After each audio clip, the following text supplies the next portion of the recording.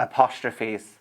Apostrophes for possession and contraction are both exactly the same thing. Stick around to find out why at the end of the video. Let's start with contraction though.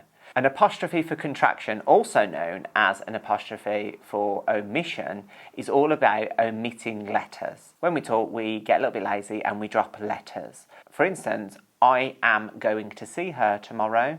We would drop to I'm going to see her tomorrow. Here we've blended together the subject I and the verb am into one, I'm going. Or she has been listening all day. Here I've blended together has from the verb structure and she, the subject, to make she's been listening all day. That's how contractions work. We're blending together words, and where we dropped those letters, whether it be a H and an A, a W and an I, whatever it is, whatever we dropped, we put an apostrophe there to say that's where some letters once existed, but we have dropped them. So how is an apostrophe for possession the same thing as an apostrophe for contraction? Well, in modern English, some would argue it's not, but this is where we have to go back in history to see why we actually use them. And we're going all the way back to Old English, and let me give you an example of that. John's house, which means John's house. To show possession, we would have put an ES on the end of our nouns. This is how we formed the genitive in our language, the genitive being the possessive form. Then, over time, our language evolved, it changed, and we stopped pronouncing the us.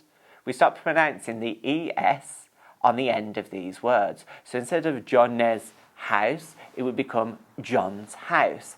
And what letter, what sound did we drop in order to go from John's to John's? It was the E sound, the E, and that is what has been contracted in John's house. Explaining this makes apostrophes for possession so much easier to understand.